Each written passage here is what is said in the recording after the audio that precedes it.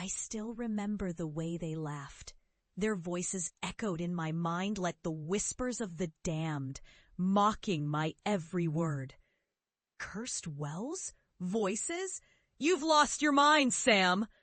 My mother's laughter was the sharpest, a sound that cut deeper than any blade. My father's scornful shake of the head felt like a physical blow. It was a family ritual, this derision, a twisted form of bonding that left me isolated, drowning in my own obsession. I had been expelled from my hydrology job for insisting that the newly dug well in our small town was cursed. The villagers had reported strange sounds, a cacophony of voices echoing from its depths. I had heard them too, and I knew deep down that something was wrong. But no one would listen. Instead, I became an object of ridicule, a pariah. They branded me insane for my warnings, and so I turned my back on them, leaving my hometown behind, my family behind.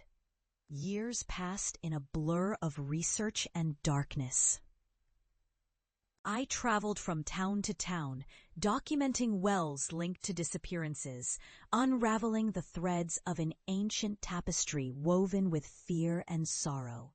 Each well I studied whispered secrets, each echo revealing the last words of the lost, cries of despair that resonated with my own isolation.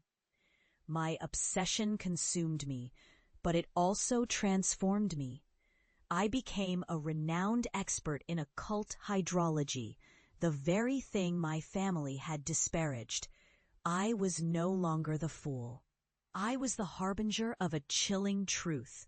When I finally returned home, I felt a strange mixture of vindication and dread. My family's laughter still hung in the air, a ghost I couldn't shake. They had never believed in the darkness I had come to know intimately. My reputation preceded me, and I was no longer just Sam. I was the warning, an embodiment of what they had dismissed. As I approached our old house, the sun dipped low, casting long shadows that clawed at the ground.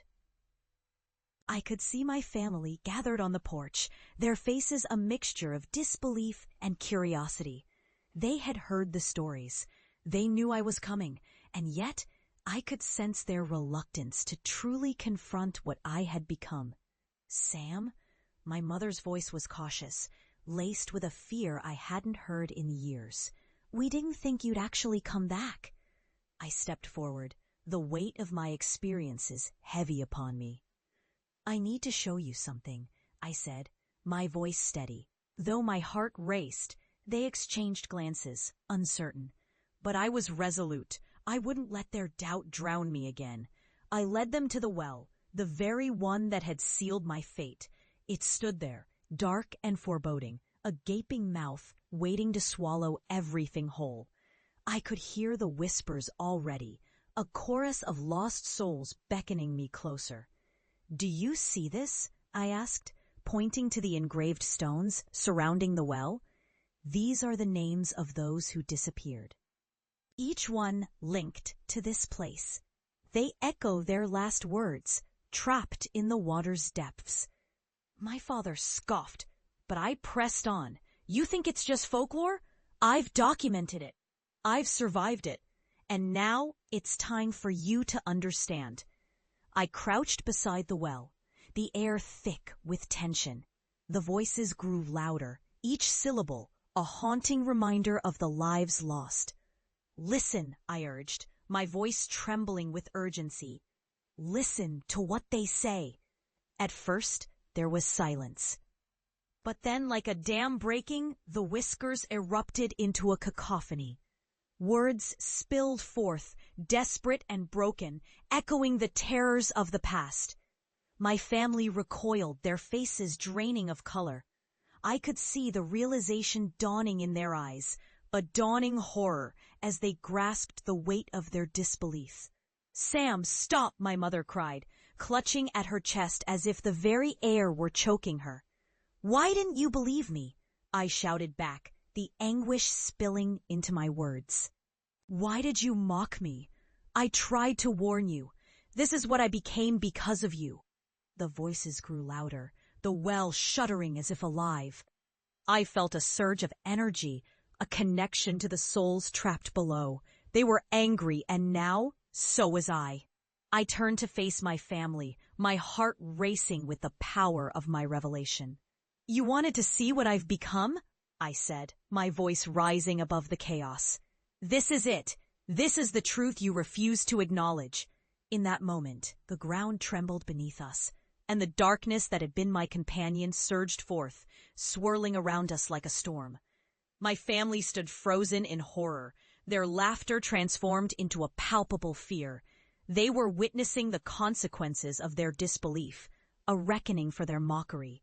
As the shadows closed in, I felt something shift within me. My fear morphed into strength. I had faced the darkness alone, and it had forged me into something unbreakable. You wanted me to fail, I whispered, the words wrapping around the air like a noose. But I survived. I will show you what it means to confront the horrors you've ignored. The shadows writhed and danced, revealing glimpses of the lost souls, twisted figures crying out for release. My family stumbled back, their expressions a mixture of terror and regret. They finally understood the cost of their disbelief, the weight of their ridicule. They were witnessing the echoes of their own arrogance, and it was suffocating. I stepped closer to the well, the voices now a symphony of sorrow, and I shouted, "You wanted to mock the truth, but the truth is here. It always was." And then, in that moment of terrifying clarity, I felt a rush of power. The darkness that had haunted me for years now felt like a cloak, a mantle I had earned.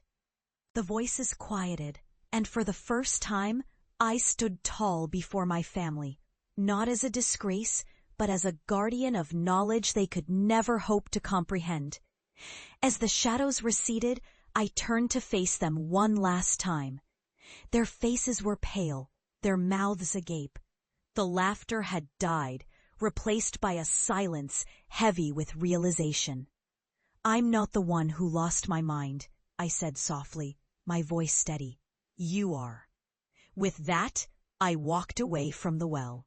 From the echoes of disbelief and mockery, I had faced the darkness and emerged not unscathed, but transformed. They would now carry the burden of their ignorance, a haunting reminder that some truths are too heavy to bear. As I left, I could still hear the whispers, but they no longer held power over me. I had become the very thing I once feared, a vessel of truth in a world that dared to ignore the darkness lurking just beneath the surface.